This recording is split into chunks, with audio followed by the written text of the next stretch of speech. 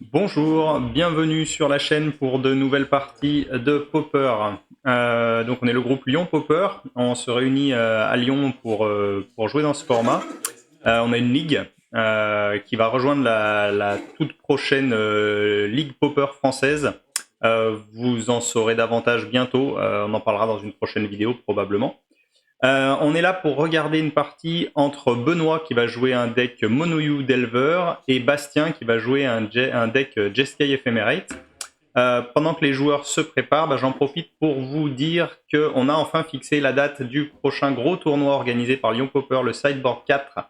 Ça aura lieu les 13 et 14 septembre à Lyon. Donc notez bien la date dans vos agendas.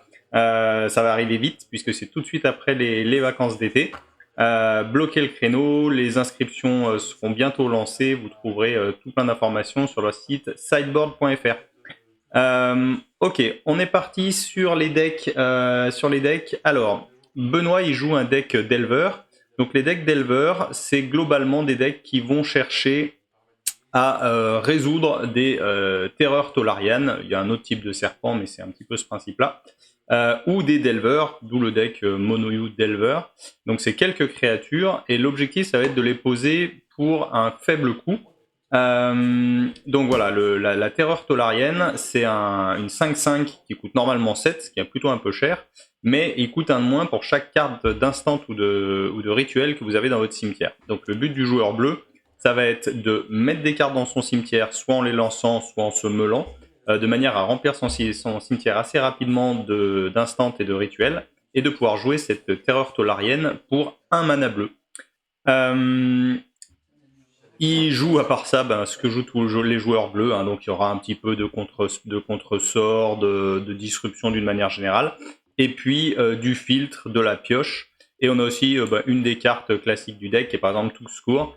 Le joueur va se meuler de 2 cartes et ensuite piocher une carte. Donc là on espère meuler éventuellement des instants ou des rituels. Du côté de Jeskai Ephemerate, on est sur un deck donc rouge, blanc, bleu. Qui a pour objectif de faire de la value, en particulier avec la carte Ephemerate, qui donc va vous permettre de blinker une créature et qui a un rebond. Donc vous avez de la value qui vient comme ça.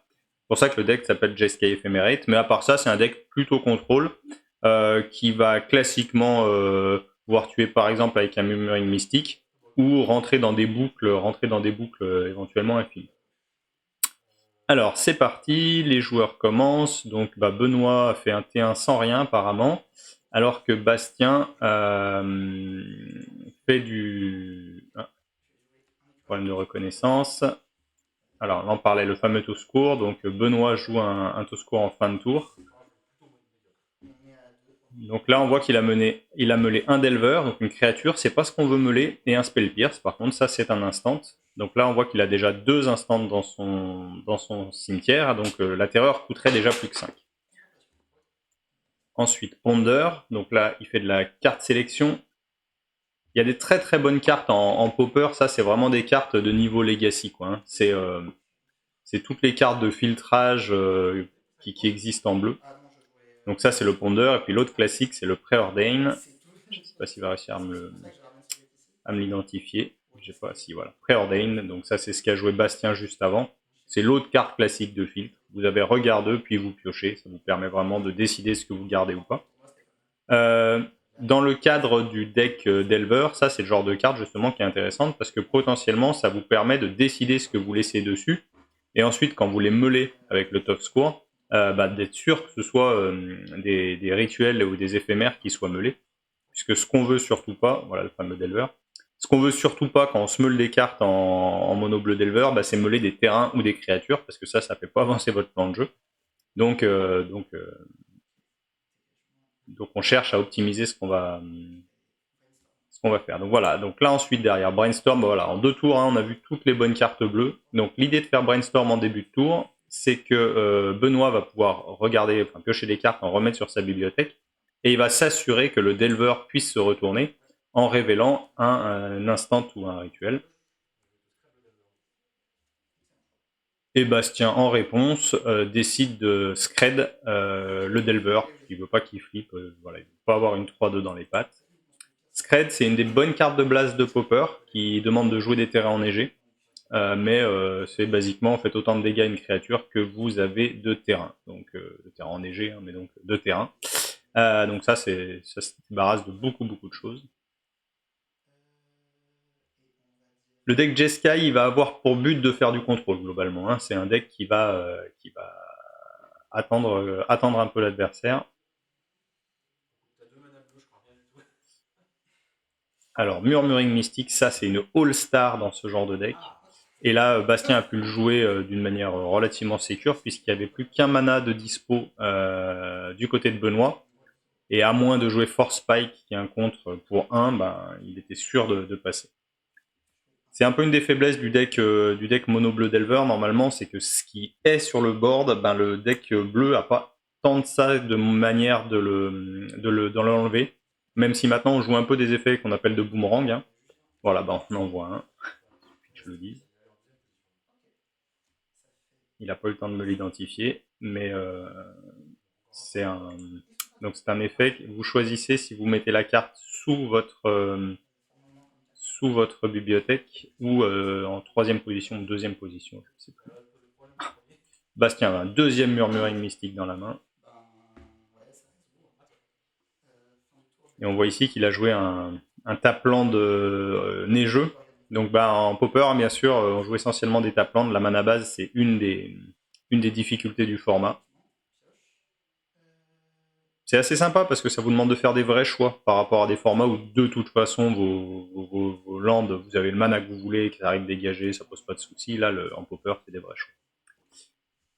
Alors, on voit le deuxième type de serpent. J'ai parlé de la terreur tolarienne tout à l'heure. Ça, c'est le cryptique serpent qui fait le même effet, qui est une 6-5 au lieu d'une 5-5, mais par contre qui coûtera toujours à minima 2 bleus. Parce que. Alors, je suis le jeu. Hein. Bastien a essayé de poser son troisième Murmuring Mystique, mais il a été contré par Benoît. Et le serpent cryptique, là en question, on voit qu'il y a une carte dessous. Et donc, ça, c'est un enchantement. Qu'il avait cyclé un tour auparavant, c'était un enchantement cyclable, et sa particularité c'est que quand vous avez une grosse créature qui arrive sur le champ de bataille, il revient depuis le cimetière et il s'attache directement à votre créature, et il lui donne le vol en l'occurrence. Donc là il a un serpent 6-5 volant. Alors Bastien il avait trois murmurings mystiques, mais une de ses difficultés c'est que du coup, alors bon il en a qu'un en jeu à la fin, hein, mais une de ses difficultés, c'est que pour l'instant, il n'a pas tant de ça d'éphémère et de rituel, et c'est ça qui fait des oiseaux. Donc là, il va falloir qu'il trouve des bloqueurs maintenant assez rapidement, puisqu'il y a un deuxième serpent qui est arrivé, donc là, on commence à avoir des vrais cloques, on va dire. Euh, le jeu d'éleveur, là, il s'est développé comme il doit se développer. Il bouille un peu les premiers tours, puis dès qu'il peut, il slame des grosses bêtes sur le champ de bataille, et il faut les gérer. À noter quand même que le cryptique serpent, contrairement à la terreur tolarienne, n'a pas la parade. Bastien, il va tenter un Destroy Evil pour détruire un des serpents. En réponse, Benoît se meule pour piocher, il cherche sûrement une réponse. Comme Bastien a lancé un éphémère ou un rituel, on voit qu'il crée un pion oiseau. Un magnifique pion oiseau. Ce pion oiseau est un token qui a été offert aux participants du sideboard 3. Donc c'est cool de le jouer. Bastien qui faisait partie de l'équipe d'organisation du sideboard 3. On le remercie bien de s'être consacré à ça. Je vais essayer d'identifier l'enchantement. Voilà, l'enchantement dont je vous parlais tout à l'heure, les Dragon Wings. Ça donne le vol à une créature et ça se cycle pour 2 mana. Et quand vous avez une bête qui coûte 6 ou plus qui arrive en jeu, ça revient depuis le cimetière directement attaché à la créature. Voilà, donc là, le cryptique serpent attaque et il se fait bloquer dans l'oiseau. C'est un peu une des difficultés potentielles de mono bleu, ça. C'est si vous en face vous réussissez à faire suffisamment de bloqueurs, ben, vous pouvez le tenir un certain temps. Il n'a pas tellement d'évasion, quoi. La fameuse terreur tolarienne. Donc là, 2 serpents de nouveau. Hein. un de chaque modèle.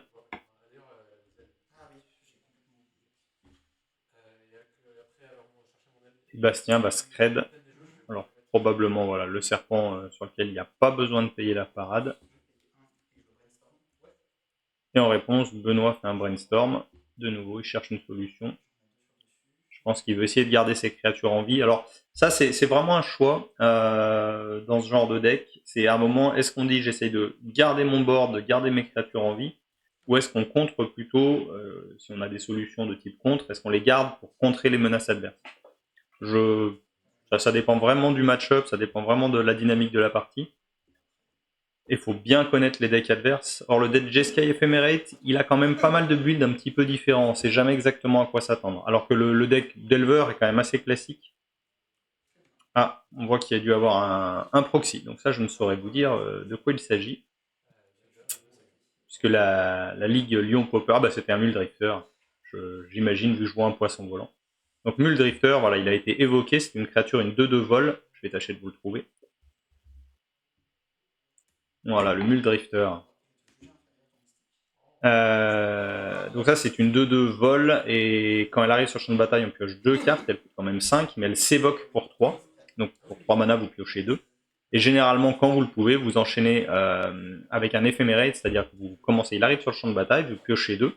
Et avant que vous deviez le sacrifier pour son coup d'évocation, vous allez lancer un éphémérate pour le rebound, ce qui fait que vous repiochez 2.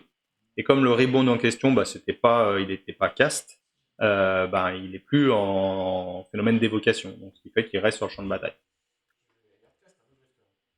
Voilà, donc cette fois il avait la carte, le Muldrifter. Alors pendant que je parlais, hein, on voit que on a de nouveau fait un effet de boomerang sur le mystical, sur le mystique, pardon. Alors est-ce que la reconnaissance des cartes va vouloir marcher? Non, bah elle n'a pas l'air de vouloir sur celui-là, il la trouve pas.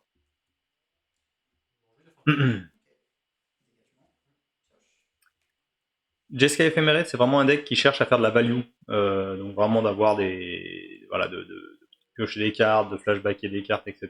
Mais du coup, on est dans des situations où il faut assez rapidement trouver des solutions quand en face de vous vous avez tout ça. J'ai l'impression qu'on n'a pas les points de vie depuis tout à l'heure. Je vais voir si je réussis à les sauver.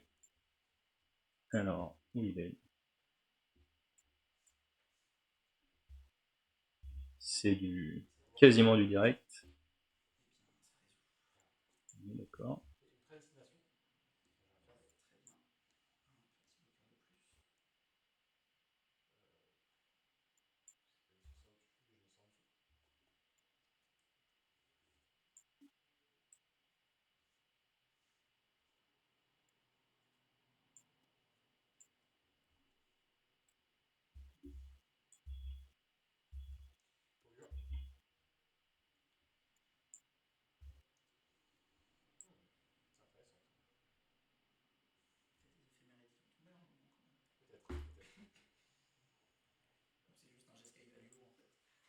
Voilà. Excusez-moi pour ce long. Si je dis pas de bêtises, on en est là. Non, on doit pas en être là. C'est l'inverse, évidemment. Je le vois pas. Le joueur bleu étant un peu de points de vie. Voilà.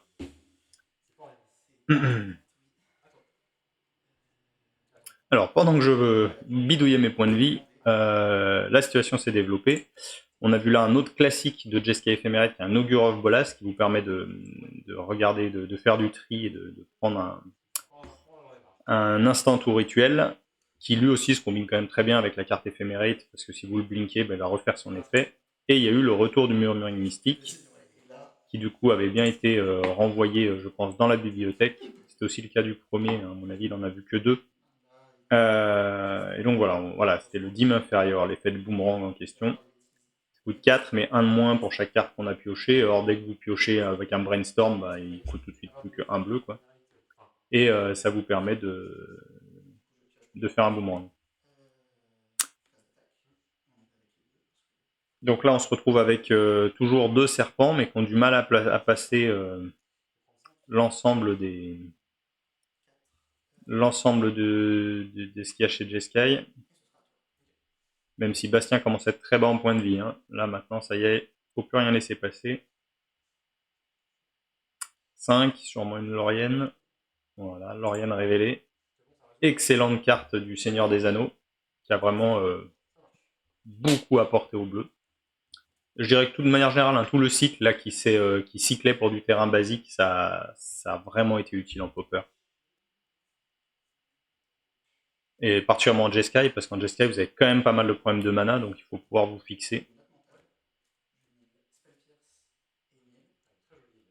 Alors bon, les joueurs bleus, hein, je vous épargne les piles, hein, mais chaque fois évidemment qu'il y a quelque chose, ça répond en face. Et Bastien peut piocher ses cartes. Bastien, de ses objectifs, hein, c'est de faire suffisamment d'oiseaux avec le murmuring mystique pour pouvoir faire en sorte que les terreurs ne passent pas. Donc il faut qu'il puisse lancer des éphémères rituels. Alors on voit qu'il a joué un Wildfire. Donc Wildfire, c'est vous le jouez sur un... Normalement vous détruisez un terrain, son propriétaire va chercher un terrain de base, le met en jeu engagé, et vous piochez une carte. Et donc ça veut dire que c'est une carte qui se remplace, et évidemment l'objectif c'est de faire ça sur ces terrains indestructibles, de manière à ce que vous n'ayez pas l'inconvénient de détruire un terrain, mais que vous vous rempliez de 1 et que vous remplaciez la carte, donc c'est très fort. Et comme en plus ici ça vous faisait en bonus un oiseau, là c'est triple effet qui se coule, quoi. Là c'est la bonne carte.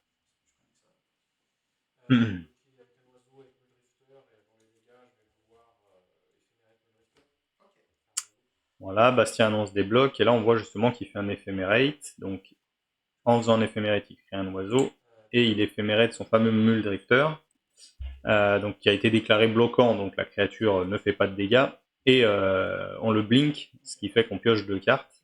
Et au début de son tour, l'éphémérate ayant rebound, il va recommencer et il va repiocher 2 cartes. Donc là, vous avez vraiment un flot de cartes assez ininterrompu. Et ensuite, vous avez des boucles, normalement, avec Ghostly Flicker et l'Archaeomancer. L'Archaeomancer, il va vous récupérer une carte dans votre cimetière, donc typiquement l'éphémérate. Et si vous le rééphémératez lui-même, vous en récupérez une autre, et ce qui fait que vous pouvez jouer éphémérate à tous les tours, quoi.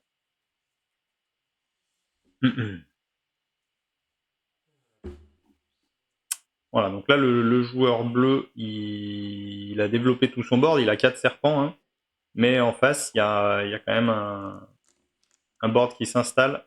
Là, clairement, ce qui tient Bastien en vie, c'est le murmuring mystique, parce qu'il pond des oiseaux.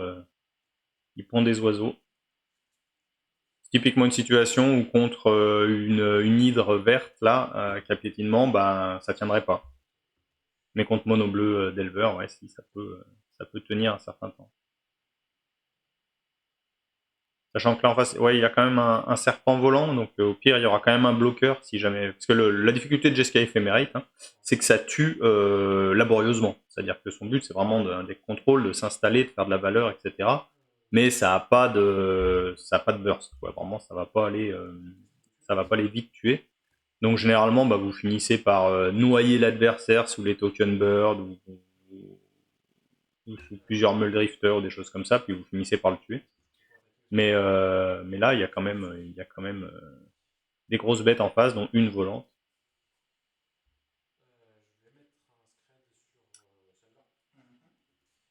On va scred. Donc là, le but de scred, c'est d'enlever une bête, justement, et de rajouter un oiseau. Hein, c'est toujours positif. Et voilà, on va pouvoir commencer à taper sur l'adversaire.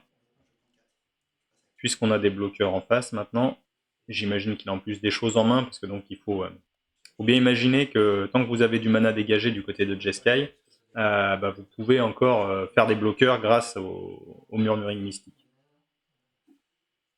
Là, je pense que Benoît, il est un peu prisonnier. Je vois pas tant de choses que ça qui puissent l'aider. Si, c'est de nouveau un effet de boomerang et un contre pour empêcher que le mystique revienne. Parce qu'à ce moment-là, le board fondrait très très vite. Mais pour l'instant, tant qu'on peut faire du board, les joueurs, puis tu vois, à mon avis, Benoît a dû concéder la partie parce qu'il a vu qu'il était loqué et qu'il pourrait pas revenir. Les decklists sont pas forcément celles des joueurs très exactement, hein, c'est un peu une decklist moyenne de ce type de deck. Qu'est-ce qu'on peut avoir en side côté Delver? Lui-même le Murmuring Mystique potentiellement, hein, qui est quand même un bon adversaire. Le Blue Elemental Blast et les Dispel, ça c'est très bien parce que ça va permettre de contrer les Scred, de contrer les éphémères d'une manière générale. Les Hydroblasts aussi, oui, je pense que tout ça, ça peut rentrer. Ouais, je rentrerai à peu près ça, mais ça changera pas beaucoup son plan de jeu. Et du côté de Jeskai Ephemerate, on va aussi avoir, puisqu'on a les bonnes couleurs, des Pyroblasts. Voilà, les 4 Pyroblasts, ça va rentrer. Le Dispel, potentiellement. Les Destroy Evil, probablement, puisque ça détruit les grosses bêtes. Donc ça, c'est des choses qui vont rentrer. Et qu'est-ce qu'on enlève? Sûrement ça. L'union de la 3e voie. On pioche une carte et on gagne des points de vie. Donc ça, c'est typiquement de la carte anti-burn ou anti-deck aggro. Donc là, normalement, c'est pas le cas. Peut-être la Galvanic Discharge. Hop, Galvanic Discharge. Ça, on a une petite composante d'énergie si on utilise ça. L'idée, ça a été de dire, en fait, ça remplace, s'il en a, hein, je sais, comme je vous l'ai dit, c'est pas la decklist forcément des joueurs. Ça a remplacé la foudre dans un certain nombre de decks, puisque en gros, on part du principe qu'on mettra pas la foudre sur l'adversaire. Donc à partir de là, la Galvanic Discharge, elle fait le même travail qu'une foudre sur une créature. Sauf qu'en plus, si vous en avez deux, vous pouvez, on va dire, envoyer quelques dégâts avec votre première sur une petite bête à 1 ou 2. Ce qui fait que votre foudre suivant, elle peut être à 4 ou à 5. Donc il y a un petit gain potentiellement si vous êtes sûr de ne pas vouloir la mettre dans la tête de l'adversaire. Voilà, donc je vous reparle du sideboard 4. Donc le sideboard, d'une manière générale, c'est le gros tournoi de la région lyonnaise. C'est un des plus gros tournois de France, tout simplement. Le sideboard 3, c'était 80 joueurs à Lyon. Et c'était un gros tournoi solo. Et là, la petite particularité, c'est qu'on va passer sur 2 jours. Donc l'événement, il va passer le 13 et 14 septembre. Le programme va être communiqué très bientôt pour savoir exactement. Les 2 journées sont complètement indépendantes. On encourage bien sûr les joueurs à venir 2 jours, mais vous pouvez tout à fait faire un jour ou l'autre jour si jamais vous êtes totalement coincé. Et l'idée, c'était aussi, surtout puisqu'on a des joueurs qui viennent de la France entière, c'était de donner, je dirais, un petit peu plus d'intérêt aux gens qui viennent de loin. Parce que vous vous déplacez, faire 500 km pour faire un tournoi sur une journée, c'est des fois un peu dommage. Donc là, l'idée, c'est si vous venez de loin, on espère que ce sera le cas, au moins vous avez 2 jours de tournoi. Ça permet aussi de démarrer un petit peu plus tard le samedi, de finir à une heure raisonnable le dimanche pour que les gens qui arrivent de loin ou qui partent soient pas gênés. Donc voilà, on pense que le passage à 2 jours, c'était la suite logique de l'organisation des sideboards. Le sideboard, c'est un tournoi qui a été vraiment bien reçu par la communauté. On fait de gros efforts pour bien le doter. On a une petite signature qui est quand même de faire gagner un bilan d'un dual land au tirage au sort parmi tous les participants. Donc ça, c'est quand même chouette. Voilà, donc ça veut dire que même si vous venez, entre guillemets, à la Coubertin juste pour participer, vous avez quand même une chance de repartir avec un dual land. Voilà, donc le site sideboard.fr, il y aura des informations dessus et les inscriptions vont être lancées très prochainement. Au moment où la vidéo est en ligne, si ça se trouve, vous pouvez déjà vous inscrire. Allez, c'est reparti. Je pense que Benoît fait un mulligan puisque je vois pas sa bibliothèque. Alors, on a vu un petit bout de main de Bastien. J'ai cru voir une Lightning Bolt. Donc, c'est probablement que son deck ne joue pas les Galvanic Discharge dont on parlait juste avant.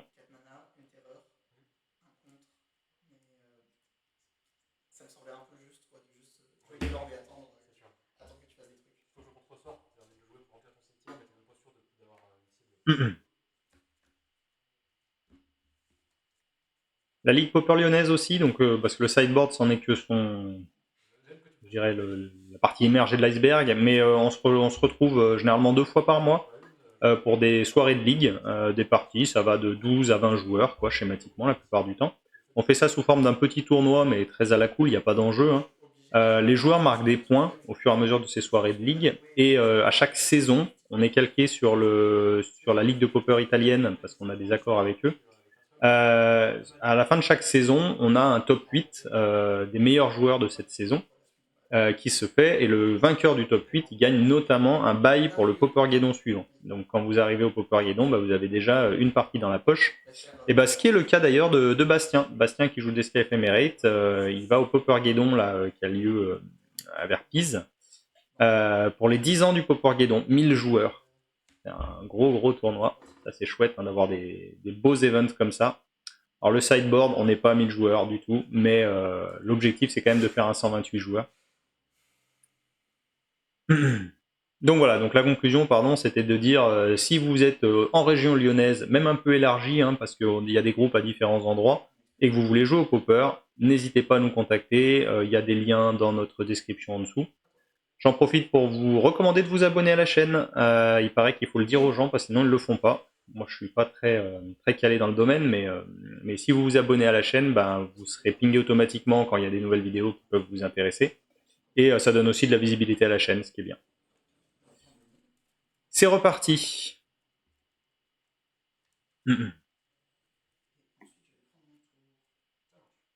Alors on voit que même les decks monocouleurs n'hésitent pas à jouer ces cartes qui font du land cycling. Parce qu'au final, ça vous fait presque comme une île dans votre deck, donc vous pouvez réduire un petit peu votre nombre de terrains dans le deck. Et une fois de temps en temps, quand ça vous est utile pour 5, vous piochez 3 cartes, vous êtes bien content de l'avoir. En plus, dans ce deck-là, une de ses raisons d'être, c'est aussi que en faisant ce recyclage de terrain, vous allez mélanger votre bibliothèque. Or, le but, c'est assez souvent d'avoir remis sur votre bibliothèque avec Brainstorm ou d'avoir vu avec d'autres cartes des cartes dont vous savez qu'elles ne vous intéressent pas. Et à ce moment-là, vous faites un recyclage de terrain pour mélanger votre bibliothèque. Et donc, vous épurez, vous enlevez ces cartes-là. On a tenté un Cleansing Wildfire, mais qui a pris un Spell Pierce. Et ça, c'est sûrement très pertinent de contrer un Cleansing Wildfire. Pardon, je ne vous ai pas renlevé le... donc le Spell Pierce, qui a contré le Cleansing Wildfire. Ça fait que le joueur Jeskai, il ne peut pas fixer son mana, aller chercher ce qui lui manque comme couleur. Et il pioche pas, il rampe pas. Donc c'est une carte qui est très intéressante à contrer. Et on voit que Bastien, du coup, rate ses land drops. Il va être un peu coincé en mana assez rapidement. Benoît, lui, se développe. Mais par contre, du coup, fait pas grand-chose. Son cimetière reste coincé à deux cartes. Alors que de temps en temps, le deck Mono Delver, c'est un deck qui va vous cracher tour 3 ou 4. Il peut vous poser 2 terreurs tolariennes sur le board. Et là, la vie devient vite assez compliquée. Ça, il y a Bastien à toutes ses couleurs. Grâce au pont. Donc les ponts, land artefact indestructible, qui combine si bien avec le fameux Cleansing Wildfire.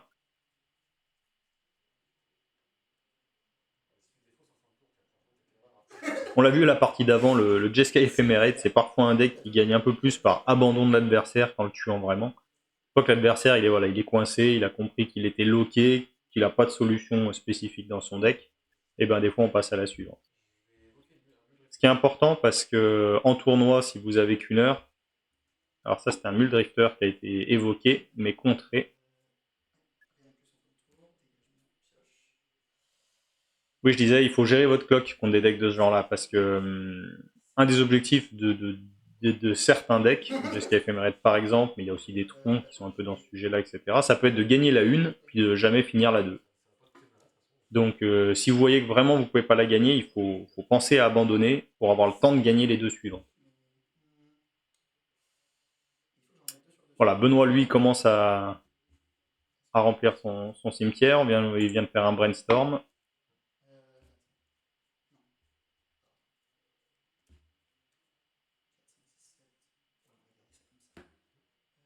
Alors, est-ce qu'on voit un peu la main de Bastien? Je vois un Ephemerate. Qu'est-ce qu'on voit d'autre? Voilà, et là, la combo, j'en parlais tout à l'heure. Brainstorm, Lauriane révélée.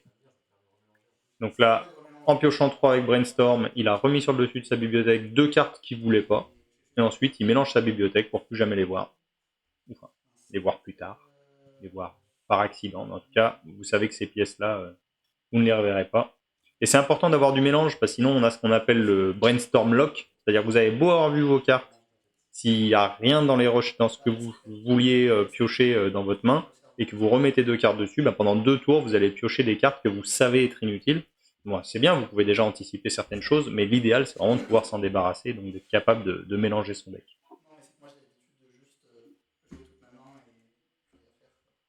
Mm -mm. Après, il faut pas tomber dans l'excès inverse. Je vois des joueurs qui vraiment cherchent en permanence à filtrer leur main et à la mélanger, mais parfois, bah, ce que vous avez dans la main, c'est bien. Et du coup, il faut être capable à ce moment-là de ne pas cycler, ou d'avoir anticipé en cyclant avant de faire le brainstorm. Enfin, bon, voilà, ça dépend un petit peu de votre main quand même. Alors les problèmes de mana sont résolus chez Bastien, hein. Ça y est, il a du mana. Ah, je vois qu'il a un murmuring mystique. Est-ce qu'il va oser le tenter? Allez, il le tente dans le contresort. Voilà, counter spell. Mais dispel pour le laisser en jeu. Donc le dispel pour 1, on contre un instant. Donc il a pu contrer le contresort. Donc là, c'est vraiment des batailles de contre. Il a vu qu'avec seulement 2 mana ouverts, ça passait forcément. Le murmuring mystique contre le deck bleu d'Elver, c'est, je pense, la meilleure carte de l'univers. Il n'y a plus jamais un serpent qui contacte. Le Delver, il passe pas non plus. Enfin, voilà. Le murmuring mystique non répondu, c'est vraiment fort. Après, voilà, bah, maintenant, c'est entre autres pour ce genre de carte que Delver joue les effets de boomerang. J'imagine que Bastien l'a remis en deuxième ou troisième.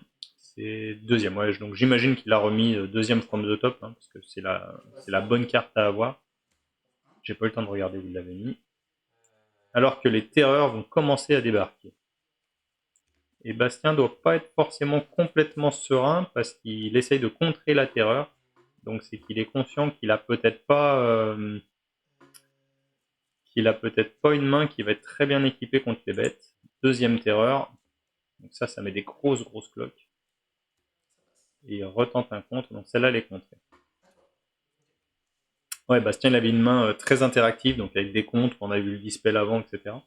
Mais du coup ça manque un peu de... Un Destroy Evil sur la Terreur Tolarienne. Donc là aussi il faut être méfiant parce que vous êtes obligé de payer la ward, puisque la Terreur Tolarienne elle a ward 2, donc c'est-à-dire qu'il faut quand même payer 4 pour lui mettre le Destroy Evil. Ah, est-ce qu'on va avoir un fabuleux duel de Murmuring Mystique? Ça c'est possible. Murmuring Mystique. Alors du côté de Bastien, normalement il y a quand même des removals, hein. Il y a des screds, il y a pas mal de cartes qui peuvent gérer le mystique. C'est moins un problème du côté de Jeskai Ephemerate que du côté de Monoyu Delver. Parce que Delver, bah, basiquement, si je dis pas de bêtises, il a les 4 boomerangs et c'est tout, hein. Une fois que le mystique est sur le board, ça peut être compliqué. Brainstorm.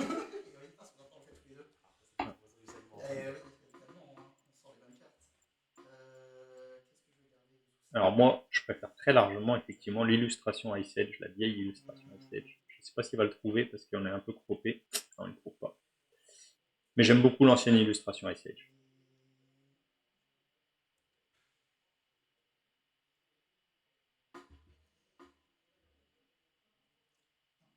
Bon, ça va. Benoît aussi avait le joli token d'oiseau du sideboard 3. Ben, Benoît, c'est un joueur qui nous a rejoint lors du sideboard 3. Il a vu passer les. Il aimait le popper, il connaissait, etc. Et il est venu au sideboard 3, puis depuis, ben, il a rejoint l'association et il vient jouer aux soirées de ligue. Je me demande s'il n'en a pas même gagné une de soirée de ligue depuis son arrivée. Un bon joueur. Face à Bastien, qui est un des très bons joueurs de l'association aussi, hein. Et donc là, d'ailleurs, justement, je pense que ce soir, Bastien, il essaye Jeskai Ephemerate que quelqu'un a dû lui prêter. C'est pas un de ses decks, d'origine. La beauté du popper, hein, c'est que vous pouvez avoir tous les decks du format pour une poignée de figues. Je pense pour l'équivalent d'un deck moderne ou d'un deck, un bon deck d'essai, vous avez tout le format sans difficulté.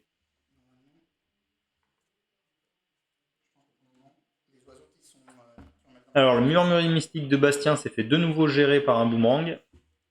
Et là, il y a de nouveau du board du côté de Benoît. Ils seront bien sortis ces boomerangs contre les moustiques quand même, parce que au final, vous le repoussez quand même que de 2 tours, on le remet en situation 2. Et il a réussi à chaque fois à le ressortir.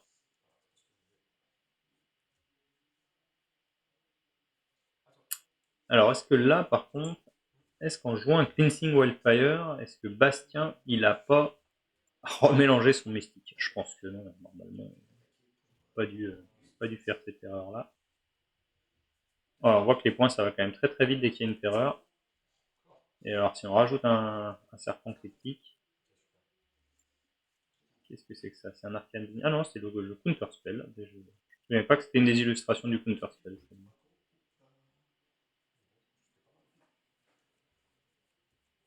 Ah, faut trouver des solutions. Là, ça vient vite.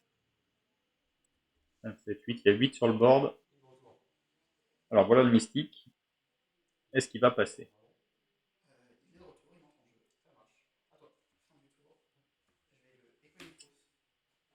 Echoing Truth. Ah. Alors ça, c'était une carte qui a été rentrée de side. Pour 2 mana, vous retournez un permanent et tous ceux qui ont le même nom dans la main des propriétaires. Et donc il essaye de remonter le mystique, mais Bastien fait un éphémérite dessus, ce qui fait que la cible n'est plus là et que le sort fizzle. Donc les coin truth. Alors sachant que les coin truth en question, il a été rentré essentiellement contre les oiseaux, puisque vous générez tout un tas de jetons.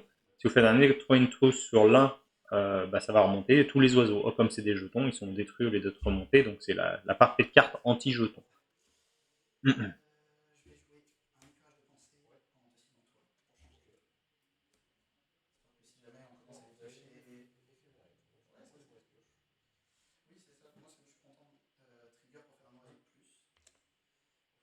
Il y a un peu des oiseaux. Ouais, ça va faire des dégâts quand même. Hein. Je sais pas si Bastien va réussir à stabiliser. Il va être obligé de bloquer la terreur. Alors, est-ce qu'il crée un bloqueur? Il a 2 manas dégagés, donc potentiellement il peut créer des bloqueurs. Qu'est-ce qu'il a en main? Je pense que je vois un scred. Si je dis pas de non, parce qu'il sinon il l'aurait jeté sur le mystique. Donc non, il doit pas avoir un scred.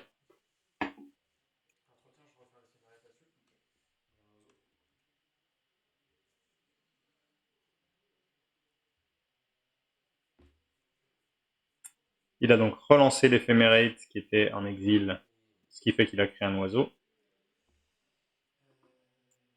L'éphémérate, hein, qui est une des cartes qui donne son nom au deck. Même si de nos jours le deck n'en joue pas tant que ça. Souvent il en joue 2 ou 3. Alors que vraiment il y a un moment où c'était la carte phare du deck. Là c'est quand même la carte qui vient juste off, encore un effet de boomerang.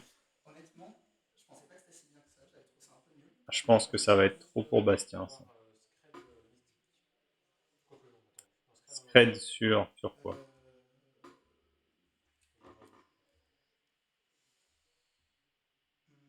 Scred sur le mystique, hein, bien sûr. Scred sur un oiseau. Ah ouais, non, scred sur un oiseau. Bah ouais, parce que le mystique il peut le bloquer.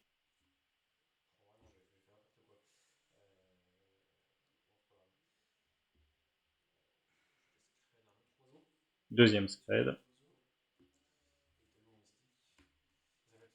Il remet toujours son mystique en deuxième position. Hein. C'est la bonne carte contre le deck, donc il le sait, Bastien. Benoît a quand même bien vu ses effets de boomerang. Et on bourre. Bon, là on recule pour mieux sauter chez Bastien. Qu'est-ce qui va pouvoir le sauver?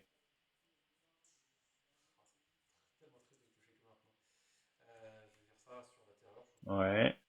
Il tue la terreur. Il essaye de tuer la terreur. Il doit payer la ward. Derrière. Alors Benoît, j'ai l'impression qu'il echoing truth pour essayer. Il essayait de remonter sa terreur en main. Mais c'est contré par Bastien. Enfin, il y a quand même déjà 4 points sur le champ de bataille là.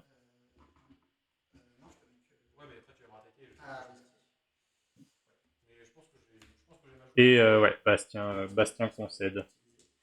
Alors je vois pas comment il mourrait. Je pense qu'il mourrait pas ce tour-là pourtant. Bon, je sais pas. Je pense qu'il mourrait pas ce tour-là. Mais qu'il savait qu'il ne reviendrait pas, quoi. Parce qu'il savait qu'il piochait son mystique, il avait que 2 cartes en main, donc au mieux il faisait un mystique et 2 oiseaux. Et en face, il y avait plus que ça pour le dernier point de vie, donc je pense il a forfait.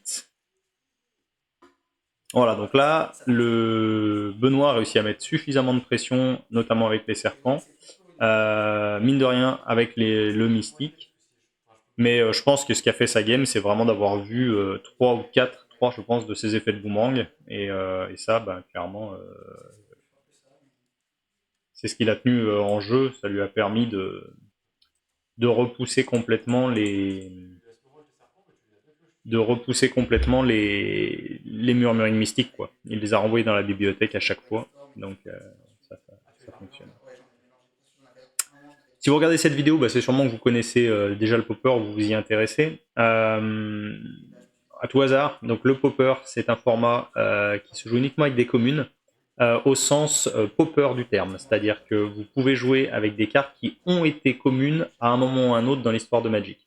Donc on joue avec des cartes qui ont été rares à une époque, mais qui ont été rééditées en commune à un moment ou à un autre.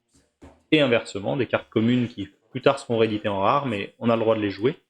Et vous avez même des cartes qui n'ont jamais été éditées en commune en papier, mais qui ont été éditées en commune sur MTGO, Magic Online. Et à ce moment-là, elles sont considérées comme légales en Pauper.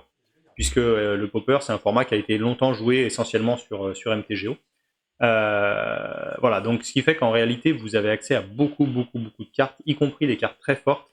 Il ne faut pas du tout voir ça comme un format faible. C'est quand même un format où les decks font vraiment beaucoup de choses. C'est un format un peu grindy, donc faut connaître les decks adverses, faut savoir à quel moment jouer quoi. Il y a beaucoup de tempo, mais on n'est vraiment pas sur un deck faible. Je pense que les bons decks popper peuvent tenir contre des decks standards, contre certains decks modernes, etc. C'est pas un format ridicule, hein. Et je le mentionne parce qu'il y a des gens, des fois, on leur dit oh, jouer qu'avec des cartes communes, ça va, moi ce que je veux, c'est ma grosse mythique à 120 balles qui, quand je la pose, elle a gagné la partie, quoi. Popper sera pas comme ça. Popper, c'est du vrai Magic tel qu'il a été inventé, à mon avis. Donc voilà, c'est le beau Magic. C'est parti pour la troisième. Alors, Bastien a pu faire du filtre avec l'Ogre of Bolas. Je lui ai vu au moins une salve élémentaire rouge. Pareil, je vois un Destroy Evil. Et de l'autre côté, il y a un Counter Spell, un Brainstorm, au moins un Serpent. Donc là, les joueurs ont ce qu'il faut en main. C'est parti. Un des fameux effets de Meule 2 et Pioche.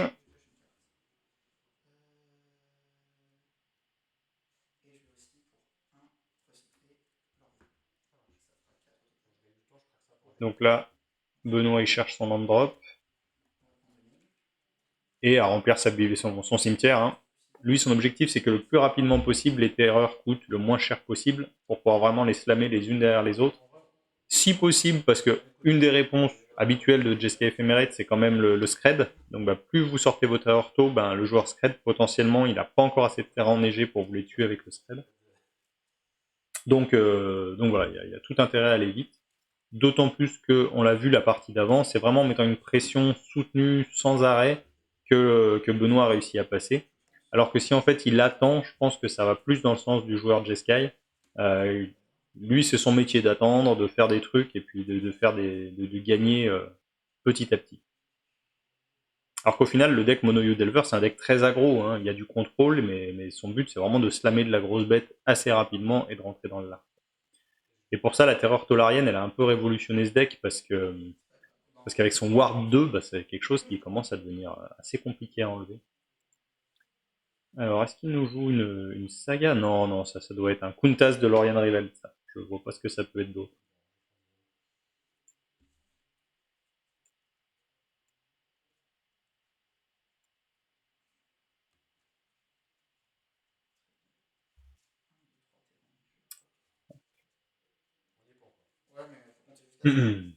Oui, lors des soirées de ligue, si des joueurs sont en train de faire des petits tests, évidemment, on autorise les proxys. Euh, L'idée, c'est que ce soit quand même agréable pour l'adversaire, donc c'est de pas proxyser complètement les decks. Sachant que assez souvent, vous n'avez pas besoin de beaucoup de faire de proxy. D'abord parce que le pool de cartes, il y a quand même des cartes, des staples qu'on joue tout le temps, donc c'est bien d'avoir. Et une nouvelle fois, le popper, ça coûte rien. C'est vraiment un format pas cher. Donc vous n'êtes pas comme zut, est-ce que je me ferais pas un carré de chez Holdred. Bon, bah vous y réfléchissez à deux fois, quoi. Là, allez, un carrier de Lorraine Revealed, soyons dingues, hein, il y en a un pour moins de 10 euros, on peut peut-être se le permettre, quoi.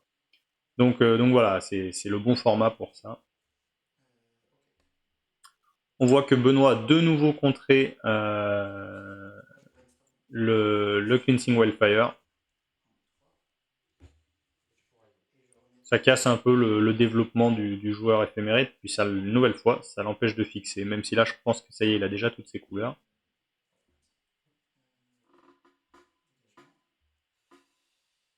Et là, un des inconvénients, c'est que Bastien, il a plus qu'un mana blanc, donc là, Benoît, il y a un tour, il peut faire un peu ce qu'il veut. Ah, ça c'est du... Voilà, on en parlait tout à l'heure, là, avec son Obscur, il a meulé 2 terreurs polariennes. C'est vraiment ce que vous voulez pas, parce que les créatures, vous en avez quand même pas tant que ça dans le deck, donc ça vous arrange pas d'en meuler 2. Et en plus, ça fait pas progresser votre plan de jeu. Alors là, son cimetière est déjà bien plein, ça m'étonnerait qu'à moitié qu'il ait déjà le compte, hein. Oui, on le voit, parce que derrière, il a pu poser un serpent pour 2. Mais ouais, là, ça vous fait quand même 2 créatures inutilement parties au cimetière.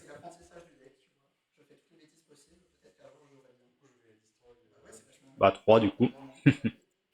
Le Destroy Evil. Destroy Evil, ça c'est des cartes qu'on voit assez souvent en popper, c'est les cartes modales, c'est-à-dire où vous avez différents modes. Et bah, leur avantage c'est qu'ils ont une grande souplesse, ce qui vous permet de répondre à beaucoup de choses. Un Delver, on n'en a pas encore beaucoup vu jusque-là.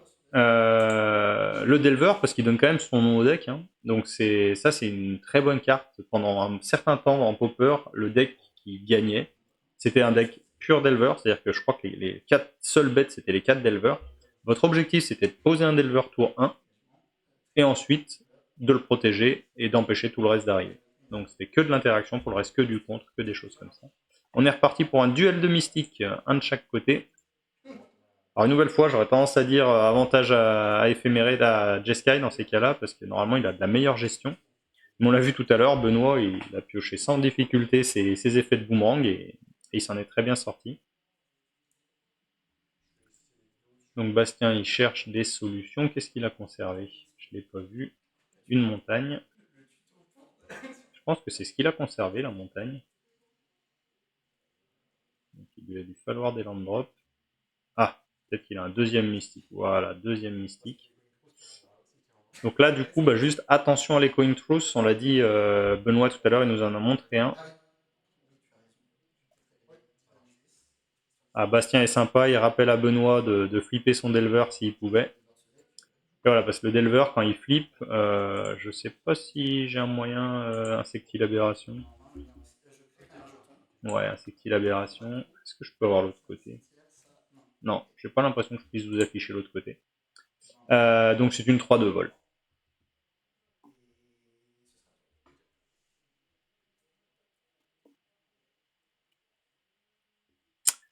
Et donc j'en parlais, le fameux Echoing Truth. C'est vrai que d'avoir joué un deuxième Murmuring Mystique, ben, du coup, Benoît, avec son Echoing Truth, il a renvoyé les 3, les 2 de Bastien et le sien, dans les mains des joueurs. Donc, bah, comme ça coûte quand même 4 à poser, c'est des sacrés effets de tempo, hein. Même si c'est que reculer pour mieux sauter, mais ça peut marcher.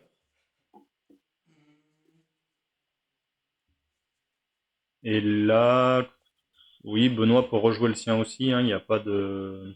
Il n'y a qu'un mana en face, donc il n'y a pas de risque de le faire bloquer. Et il renvoie effet de boomerang sur le mystique, qui est remis toujours en deuxième position, hein. Les mystiques, on voit qu'on les mettra jamais sous la bibliothèque dans ce match-up là. Ça correspond trop bien, c'est exactement ce qu'il faut. Et il slam un deuxième Delver. Donc là, l'idée c'est de prendre du tempo. Parce que là, si les deux Delver flip, hein, c'est 6 points qu'on le vole par tour, donc ça commence à taper.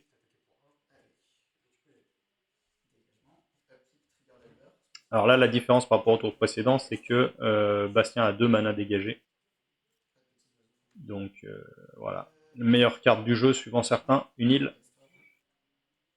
Un joueur avec 2 manas dégagés, un joueur bleu avec 2 manas dégagés. Bah, vous vous méfiez en face.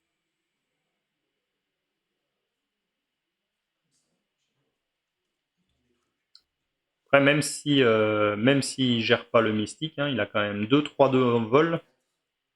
Là, il va se tamer son propre mystique, mais qui est contré. Voilà, on en parlait. J'aime bien parce que quand j'annonce des choses, les joueurs ils le font direct après. J'ai pas regardé la partie avant. Hein. Donc là, voilà, counter spell sur le mystique. Oh, il m'affiche une belle bordure dorée des decks championnats du monde. Bon, le retour du mystique, parce que là, et le scred sur un. Ouais, là, ça va commencer à puer un peu pour Benoît. Parce que là, maintenant, le moindre instant, il lui fait 2 oiseaux à Bastien.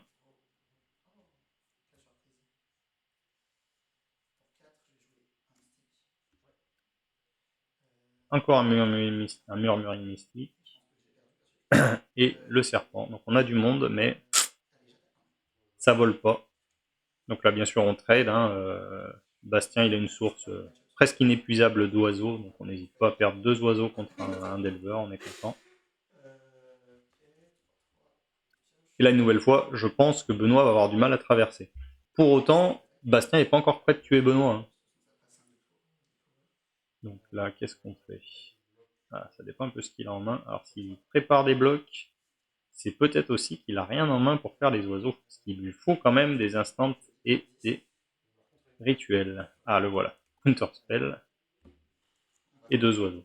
Ah, donc là, en fait, on est presque content que l'adversaire joue une carte parce qu'il vous donne des bloqueurs. Alors que sinon, là, vous vous retrouvez avec un counter spell en main qui ne sert à rien. Et enfin, qui ne crée pas d'oiseaux, quoi. Ça, c'est pas la pioche que Bastien voulait. Et il attaque. Ouais, c'est quand même une course, là. Hein. C'est quand même une course.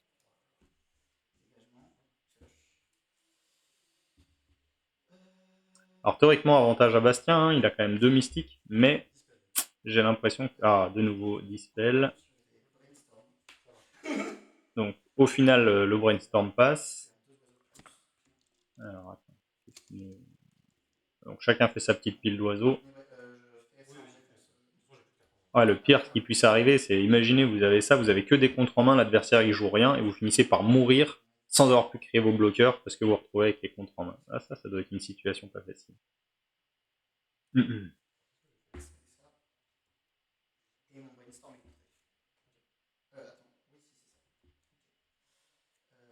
On rentre dans le money time, comme on dit là.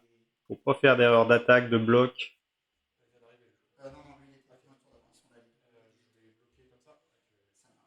Un sur chaque. Ok. Hyper 1.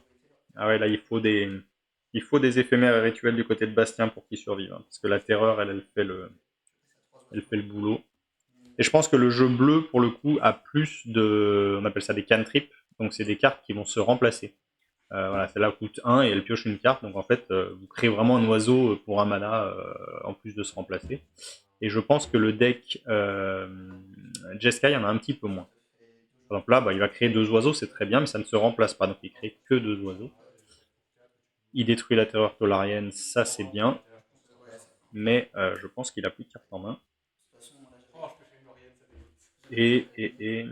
Ah, bon, ils mettent fin à la partie. On va regarder leur bibliothèque. Du coup, ouais, je pense que Benoît a dû concéder. Oh bah ils ont pas été très clairs là-dessus. Parce qu'avec la terreur en moins, les 2 oiseaux en plus. Ah bah ça finit un peu en autre boudin cette affaire. J'ai pas suivi la fin du match.